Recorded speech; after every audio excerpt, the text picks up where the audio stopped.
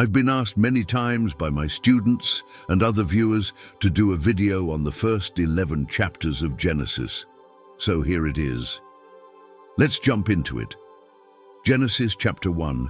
We see in verses 1 to 2 that the earth was formless and void, and darkness was over the face of the deep, and the Spirit of God was moving over the face of the waters. And God said, "Let there be light." And there was light. Now, this is the creation of the world. It says here in verse 4, "And God saw that the light was good." Everything that God made in these 6 days was good, very good, except for what happened in chapter 3, which was not good at all.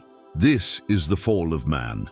The earth had just been created in chapter 1, and then immediately in chapter 2, you have the creation of Adam. In verse 7 it says, "Then the Lord God formed a man from the dust of the ground and breathed into his nostrils the breath of life, and he became a living being." Then God planted a garden in Eden in the east, and there he put the man whom he had formed. And out of the ground the Lord God made all kinds of trees grow that were pleasing to him and attractive in appearance and useful for food. And beside the tree of life and beside the tree of the knowledge of good and evil. Now, before we get to the fall of man, notice the word planted in verse 8. The word translated planted actually means laid out, like an architect would lay out a blueprint or a foundation for a building. And that's exactly what's happening here. God laid out the foundation for the garden. He placed the tree of life, the tree of the knowledge of good and evil, and then everything else in between. There's this tree of life, which symbolizes immortality, everlasting life. And then there's the tree of the knowledge of good and evil, which symbolizes a test. And so everything is set up and laid out in order. This is where things are going to go terribly wrong. In verse 16 it says that the Lord God commanded the man, "You may freely eat from every tree of the garden, but as for the tree of the knowledge of good and evil, you shall not eat from it, for in the day that you eat from it, you shall surely die." Now, right away, Satan comes along. We don't know how long this went on. Maybe the serpent was slithering around for a while, waiting for the perfect moment to approach Eve. But when he finally does, he asks her, "Why should you fear, Eve? For God knows that when you eat from it, your eyes will be opened, and you will be like God, knowing good and evil." Now the serpent twisted God's words and lied to Eve. He didn't say you won't die, he said you won't die.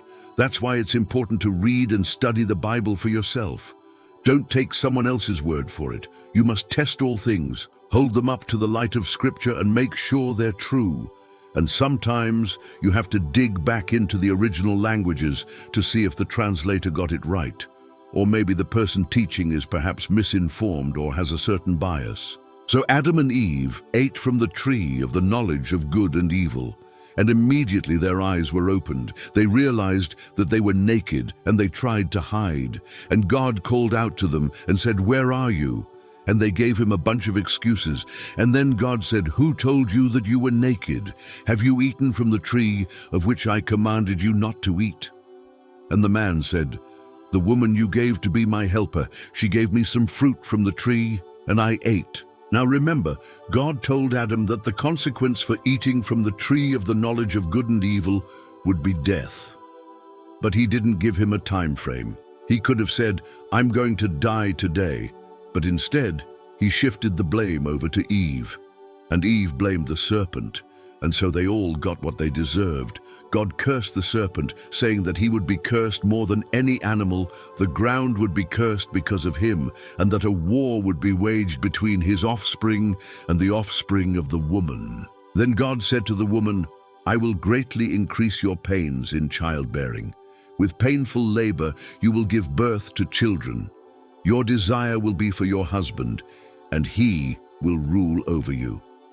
And to Adam, God said, "Cursed is the ground because of you.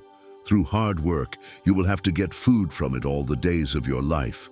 It will produce thorns and thistles for you, and you will eat the plants. By the sweat of your brow you will eat, and you will return to the ground, since you are dust. for dust you will return. So now Adam and Eve are kicked out of the garden. They have to live outside of the garden in the world, with its pain, suffering, sickness, death, and no longer have access to the tree of life. The only thing they have is the promise of salvation. Fast forward to chapter 6, and we see that humanity is completely corrupt. It says in verse 5, "The Lord saw how great the wickedness of the human race had become on the earth, and that every inclination of the thoughts of the human heart was only evil all the time. The Lord regretted making humankind on the earth. His heart was grieved. So he said, I will wipe out the people I have made from the earth. Yes, I will wipe out all people whom I have created."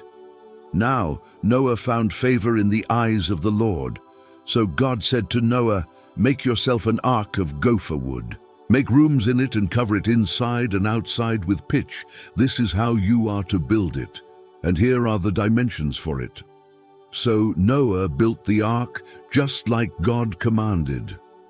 Now you have all these animals going 2 by 2, male and female, entering the ark.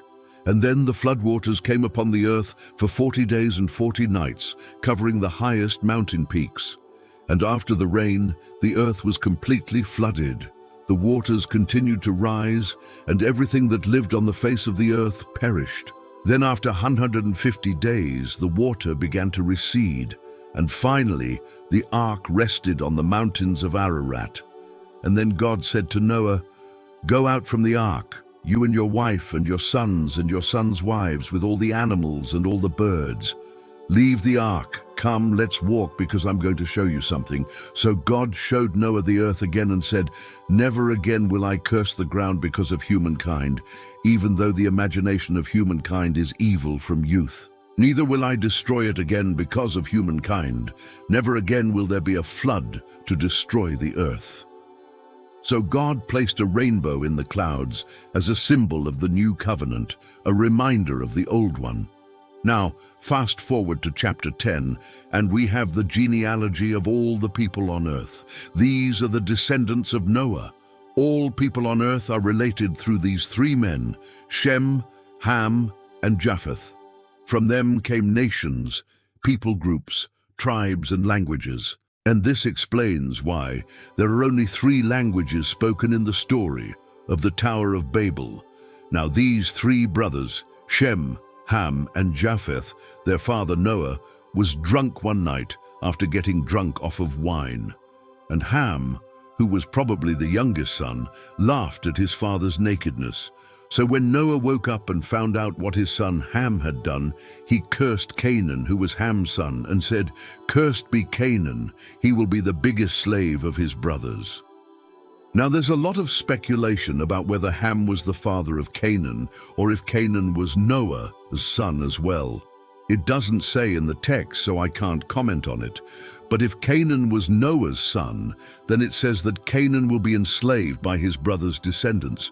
And Canaan eventually became known as the land of Canaan, which was later known as the land of Israel.